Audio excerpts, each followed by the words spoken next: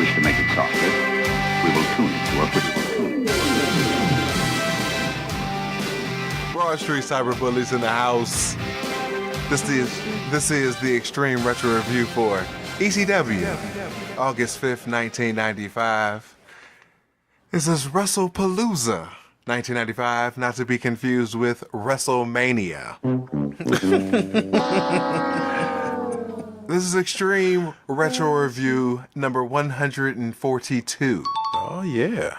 Normally, for big supercards, I don't say the time for the show, but a very alarming 49 minutes and 19 seconds is the runtime for this show. Yeah. 8 seconds longer than the WWE Network's Go Home show for this show. I dubbed this show Clip-A-Mania. Clip-A-Mania. Oh, Clip-A-Mania. What are your thoughts and views of the show? Oh man, my first thought was, who in their right mind clips a frickin' supercard or whatever, and so was this how this was sold back, and then sells this shit like this. This is fucking Blood Feast all over again, except for, excuse me, it's not in terrible order. And then now I'm confused as to when this shit was shot or recorded. And I will expound when we get to the 6-man tag match involving the TV champion. And something else or other. So yeah, it looked like from the clips it could have been an awesome show, but it was very disappointing that it was clipped to shit. So we open immediately with JT Smith. Welcoming him back to the ECW arena. Oh man, it was good to see JT. Still eating out here. cheer. Yeah, you know what I'm saying? He back eating out cheer, you know what I'm saying? He's going up against the Shah, Hack Myers. He gets the welcome back chant and all that. Shah is completely over.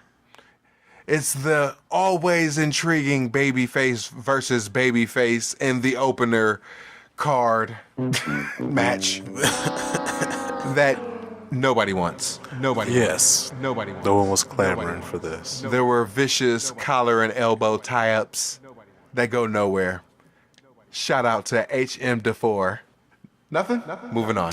Yeah. Moving on. I don't know what that is. He was the American collar and elbow tie-up champion. Why is there a collar and elbow champion? Like, it is basically you throwing one hand around a person's neck. They have their hand around your neck.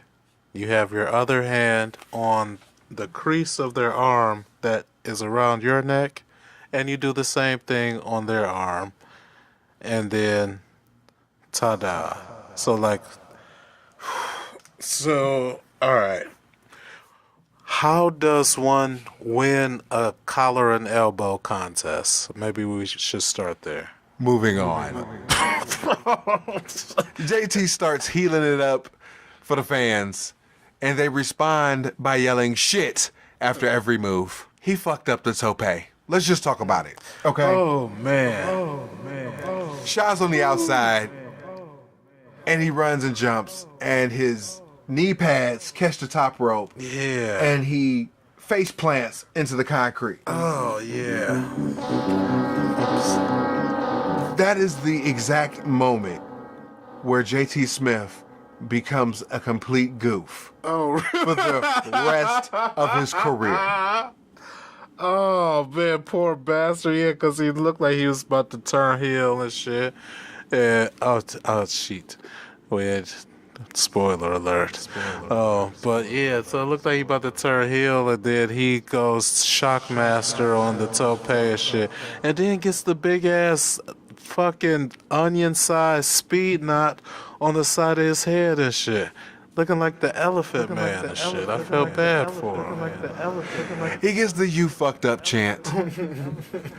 Big Foul Puccio comes in to slam Shah, JT hits the Macho Man elbow with 1 foot on his chest, finger in the air for the win. I gave it 2 stars just for that. Your thoughts? Oh, man. When I wasn't grimacing from looking at that freaking bowling ball sized speed knot on the side of his head and shit, I was applauding the new direction for JT Smith. He finally decided, since he was eating out shit courtesy of the greatest wrestling faction of all time, Hot Stuff International, he might as well do some of the things that we do to stay ahead in the world of professional wrestling. And sometimes you gotta get ahead by not playing so nice. JT Smith, comedy goof. Poor guy. Big Val Puccio versus the fashion plate of ECW. The Broad Street Bully, Tony the Hitman Stetson. And who knew that hockey apparel was in season that year? It's clipped to the finish. Shy runs in with some chair shots for the DQ. Val has a paper cut of juice on his forehead. We get some hockey shtick from the bully. Your thoughts? Oh man, on this particular shit, I have no real thoughts. For one, they didn't really want us to have thoughts. I guess the main thing was to show us Shaw getting revenge on Val. So my thought on that is like, why is this really turning into an extended storyline and shit? But I guess it gives them both something to do.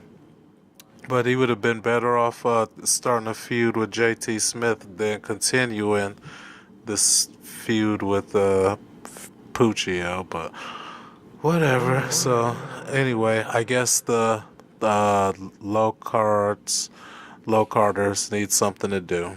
We have an 8-man tag. Raven, Stevie Richards, and the Dudleys versus the Pitbulls, Tommy Dreamer, and Cactus Jack. We start off with a little bit of storyline. We see Cactus Jack mimicking Raven's sitting in the corner shtick. Then Raven talks to Cactus Jack, saying that he feels his pain when Vader dumped you on your head. Would you come so close to the world title against Stinger and Sandman when you couldn't finish your war with the living legend Terry Funk? You were left by Shane Douglas. He called him the Dean. Jack won't fight Raven throughout this match. It's clipped as shit. Jack turns on Putz, hits him with a double arm DDT on a chair after Dreamer was about to pin Raven. Yeah. The Pitbulls come in, and since they're complete morons, they don't understand that fucking Cactus Jack has turned. They're just sitting around like, durr. Yeah, I didn't get that. Like, they didn't even seem pissed off or nothing. It's like, Jack rolled Raven on Putz for the win. Negative infinity. It looked okay until the finish. It was completely fucked up. Putz jobs again. Jack helps Raven to the back.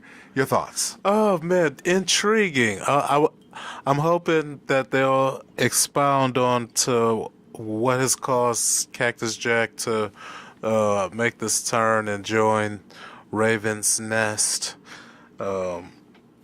Excuse me. So from a storyline perspective, I am intrigued and can't wait to see where that goes. As far as the match itself, I don't know. It looked like it could have been good. But it was clips. So next we have Raven walking to the ring. Too Cold Scorpio and Shooter are already in the ring, so this is for the 6-man. Too Cold Scorpio morphs into hot garbage, grabs the microphone, and asks, "What do you want to say, Raven? You got something to say to Scorp, dog?" Raven feels the pain that Too Cold Scorpio has for his people. Yes. Who have suffered for 400 years, obviously alluding to slavery. But of course. So, as reparations for genocide, he gives to you Cactus Jack. Too Cold Scorpio says some silly shit and makes him repeat it, then starts talking while Cactus Jack's music plays, ultimately getting cut off, giving his best promo of his career. Yeah, sometimes I think Scorpio is an idiot or he just really loves the limelight. I should note that the Shooter is not impressed with anything. 6-man tag with anything. Too Cold Scorpio, the Shooter, and Cactus Jack versus the Steiner Brothers and the World Television Champion, Eddie Guerrero. How sway? Because we just saw him lose the television championship 4 days earlier to Dean Malenko. So please, Mr. Scourge of the IWC, Mr. Trivia Champion, please tell me how this is possible. There was a show August 4th. Get the fuck out of here. August 4th bumper. Moving on. Recounted by us, Extreme Retro Review, number 141. Last show. You goof. We did not. The last show we did was the Go Home show for Wrestlepalooza, which was August 1st. Right. This is August 5th. We didn't do it. That what my point is. We didn't do it August 4th. But there could have been a title change. Oh, you're working me right now. You son of a bitch. Cactus Jack cuts a promo calling the Steiners the most over tag team he's ever seen. Overrated, and overpaid. Eddie is as good as a wrestler as the Shooter, Too Cold Scorpio, or Cactus Jack himself. He is a midget with a flying trapeze act, and he's going to go back where he belongs. Taz comes out, and he's wearing a neck brace. LOL. Oh, poor little fella. Steiners gets a huge ovation from the ECW crowd, and it cuts to Joey shilling a Flagstaff show this Friday night. Scott and Shooter do mat stuff. While it's good, it completely exposes how tiny the Shooter is. Oh man, he's puny. He gets some shit in though, and he turns into a good back and forth between the two. Eddie and Too Cold Scorpio keep the pace with fast, great stuff. Rick comes in for the power stuff. Cactus Jack and Rick Steiner bring the ECW violence. There's a belly-to-belly on the floor. Too Cold Scorpio gets dumped out of the ring. Shooter and Eddie do some stuff, and Eddie finally gets to play your babyface in peril. Too Cold Scorpio dropped the bomb and pulls up on two. Oh, but that's what he do.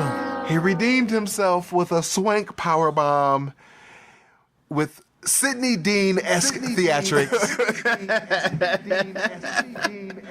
Oh, shit. And that's when I get it. Yeah. This is a match of one-upsmanship. Oh, okay. Rick starts to clean house. Scott cleans house. Steiners pick up Too Cold Scorpio for the top rope clothesline. Cactus Jack gets a top rope drop kick. What the fuck was done to D. Malenko? What do you mean? They put D. Malenko up on his shoulders. Oh, yeah. Eddie Guerrero did tried to do a Hurricane Rana, but the motherfucker just fell to his fucking feet. Eddie takes a bump on the floor. Shooter fucking falls to the mat. Eddie pins him anyway. It was completely botched, but the fans bought it. Oh, but of course. What does did any of the Botchamanias have ECW clips on there? I don't know because Matthew is a twat. Got you. We love you, Matthew. After all that, Shooter reverses the roll-up for the win. I gave it 4 stars. It was a fun little match. It was. Your thoughts? Definitely agree with the high rating. I actually gave it a designation of a great match and shit. Matches like this with Too Cold Scorpio in it, to see him going, hanging in there with the likes of the Steiner brothers. If he had a manager, maybe he had a manager on Earth 37. I have to look into that. Maybe that explains part of why he was the 16-time champion over there. But I think if he had a manager or something, he could be in the ECW main event. But I thought it was a great match, and I don't know how long the Steiner brothers are going to be there, but it's going to be interesting to see how extreme they can get. I should note that OG sign guy had a sign that read, "This Dean gets an A+." What a goof. What a goof. Who is the Dean that gets the A+? Dean Malenko. Oh, duh. Oh, man. You are O for infinity tonight. For infinity. Oh, shit, yeah. All right. We have a non-title Singapore Cane match. Sandman with Woman versus Mikey Whipwreck. It's a clip match, but it's entertaining throughout. Sandman is totally disregarding Mikey as a world title threat and contender. He's using and abusing him throughout the match. Mikey wins with a flying crossbody to a thunderous pop. Hack and Woman cannot believe that they just lost the match. Woman will not give up the cane. Your thoughts of the match? Of the match itself,